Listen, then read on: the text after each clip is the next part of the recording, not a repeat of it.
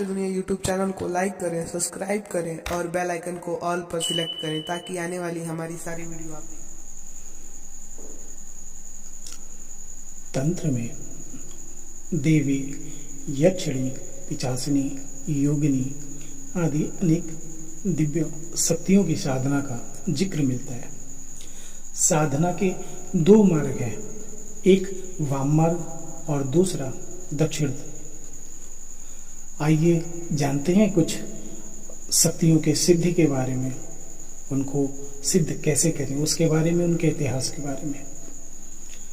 जय श्री माँ कालामर YouTube family, एक बार फिर स्वागत है आप सबका, आप सबके इस यूट्यूब चैनल अदृश्य दुनिया में। आप सबका प्यार, सहयोग जैसे मिल रहा है, बस महादेव से यही प्रार्थना है कि आप सब स्वस्थ रहें और आप सबका सहयोग हमें मिलता रहे। कहते हैं कि वाम मार्ग और दूसरा दक्षिण मार्ग, दो तरह की शक्तियां होती हैं, एक देवीय शक्तियां और दूसरी राक्षसी शक्तियां। अब ये उस व्यक्ति पे निर्भर करता है कि वो तय कौन सा रास्ता करेगा, अच्छा रास्ता तय करेगा या बुरा रास्ता तय करेगा। तय करना हमारे ऊपर है कि हम दैवीय शक्तियों की कृपा चाहते हैं या फिर असुरी शक्तियों की। गुरुजन बताते हैं कि ये साधनाएं, ये शक्तियों का आह्वान बहुत ही खतरनाक होता है। बिना योग्य गुरु, बिना किसी साधक के, बिना किसी ऐसे महात्मा के कृपा के बिना ऐसी कोई साधनाएं नहीं करनी चाहिए। इसलिए कि बताया गया है कि जितना ये आसान दिखता है उससे कहीं लाख गुना ये खतरनाक होता है। इससे आपका परिवार भी बर्बाद हो सकता है, आपके घर में अनिष्ट हो सकते हैं। तो कभी भी कोई भी साधना करें बिना गुरु के मार्गदर्शन के ना करें। साधना करना चाहिए, हिंदू धर्म अनुसार सिर्फ सात्विक साधना ही करना चाहिए। कुछ साधनाओं के बारे में बताया गया है कि उनकी पालन कैसे है, उनको कैसे करते हैं। मात्र जानकारी हेतु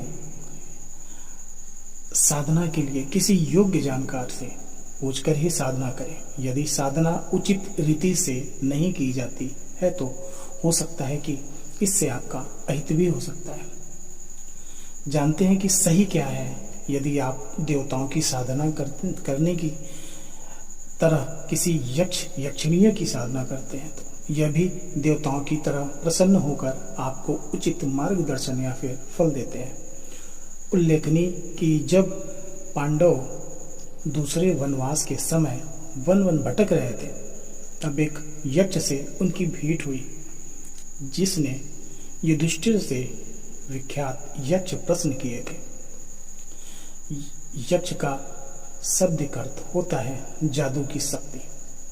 आदिकाल में प्रमुख रूप से ये रहस्यमयी जातियां थीं, देव, दैत्य, दानव, राक्षस, यक्ष, गंधर्व, अप्सराएं, पिशाच, किन्नर, वानर, ऋच, भल, किरात, नाग आदि ये सभी मानवों से कुछ अलग थे। इन सभी के पास रहस्यमयी ताकत होती थी और यह सभी मानवों की किसी न किसी रूप में मदद करते थे। देवताओं के बाद देवीय शक्तियों के मामले में यक्ष की ही नंबर आता है। कहते हैं कि यक्षिणियाँ सकारात्मक शक्तियाँ हैं तो पिशाचिनियाँ नकारात्मक। बहुत से लोग यक्षिणियों को भी किसी भूत प्रेतनी की तरह मानते हैं। साधन सेवक का उपयोग करें। यक्षिणी साधना के समक्ष एक बहुत ही सौम्य और सुंदर स्त्री के रूप में प्रस्तुत होती हैं। कहते हैं कि इनका रूप अलौकिक होता है और इनको देखने से मन नहीं भरता।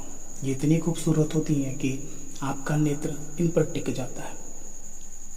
यक्षिणियों ने के कुछ नाम भी बताए जाते हैं, सूर्य सुंदरी, मनोहारिणी, कनकवती, कामेश्वरी, रतिप्रिया, अग्नि, नटी, अनुरागिणी। यहाँ प्रस्तुत अनुरागिणी यक्षिणी के बारे में सामान्य जानकारी, कुछ ऐसी उनकी सिद्धियों के बारे में गुरुजन बताते हैं। ये जानकारी जो भी दी जा रही है हमारे माध्यम से, हमारे गुरुजन, हमारे जो जानकार, कुछ संतों से, कुछ ऐसे तपस्वियों से पूछता हूँ, उसके बाद मैं आपके सामने रखता हूँ। महादेव की कृपा रही तो शायद आप सफल हों, लेकिन सफल तभी होइएगा जब एक योग गुरु के संरक्षण में ये साधनाएं करिएगा। यह यक्षिणी आदि साधक पर प्रसन्न हो जाए तो वह उसे नित्य धन, मान, यश आदि से परिपूर्ण तृप्त कर देती है। अनुरागिणी यक्षिणी सवर्णा है और यह साधक की इच्छा होने पर उनके साथ कहते हैं कि उनके साथ पत्नी की रस उल्लास भी करती हैं। इस यक्षिणी को सिद्ध करने का कुछ मंत्र भी बताया गया है। मंत्र बहुत बड़ा नहीं है लेकिन छोटा है, लेकिन इसके कार्य बहुत बड़े हैं कि अगर इस यक्षिणी को सिद्ध कर लिया जाए तो साधक के सारे कार्य सफल हो जाते हैं। इनका मंत्र है ओम ह्रीं। ओम ह्रीं इनका मंत्र है। यह साधना घर में नहीं, किसी एकांत स्थान पर करना होता है जहाँ कोई विघ्न ना। आप घर पे भी कर सकते हैं, घर पे उस स्थान पे कर सकते हैं, उस हिस्से में कर सकते हैं जहाँ पे किसी का आना जाना ना हो। आप अगर घर पे अकेले रहते हो तो कर सकते हैं। उक्त साधना नित्य रात्रि में की जाती है। साधना के पहले यक्षिणी का चित्र साधना स्थल पर लगा देते हैं। साधना काल में किसी भी प्रकार की अनुभूति हो तो उसे किसी को बताना नहीं चाहिए। हवन और पूजा की संपूर्ण सामग्री एकत्रित कर साधना स्थल पर ही रखना चाहिए। पर्याप्त भोजन, पानी और अन्य प्रकार की दैनिक जरूरत की व्यवस्था करके रखें ताकि साधना छोड़कर कहीं जाना ना पड़े। साधना की कुछ विधियां बताई गई। भोजपत्र पर लाल चंदन से अनार की कलम द्वारा किसी शुभ मुहूर्त में उस उक्त यक्षिणी का नाम लिखकर उसे आसन पर प्रतिष्ठित करने का, उचित रीति से आह्वान करके उनकी पूजा करें। उसके बाद उपरोक्त मंत्र का जाप आरंभ करें। कम से कम 10,000 और ज़्यादा से ज़्यादा 1 लाख तक का जाप संकल्प लेकर ही जाप करें। जितनी भी संख्या का जाप का संकल्प लिया है उतना जाप करने के बाद कम से कम 108 बार हवन आहुति देकर हवन करें। जब और हवन समाप्त होने के बाद वहीं सो जाएं। यह साधना की सचित विधि है। किसी जानकार से भी आप पूछकर यह साधना कर सकते हैं। कहते हैं कि ये जो शक्तियां होती हैं ये आपके सारे सपनों को, सारे कार्यों को पल भर में कर देती हैं। शायद हमने जो सोचा ना हो वो भी ये शक्तियां कर देती हैं, लेकिन ये शायद एक कल्पना मात्र आसान है। ये चीज इतनी आसान नहीं है कि जितना हम इसको समझ रहे हैं। ये साधना, ये मंत्र के 2 अक्षर अपने आप में एक भयानक विस्फोट रखते हैं। ये मंत्र कहते हैं कि कोई भी मंत्र, आप किसी भी मंत्रों की सिद्धि अगर कर रहे हैं तो आपके ऊपर एक योग गुरु का आशीर्वाद जरूर होना चाहिए, अन्यथा कुछ अनिष्ट भी हो सकता है आपके साथ।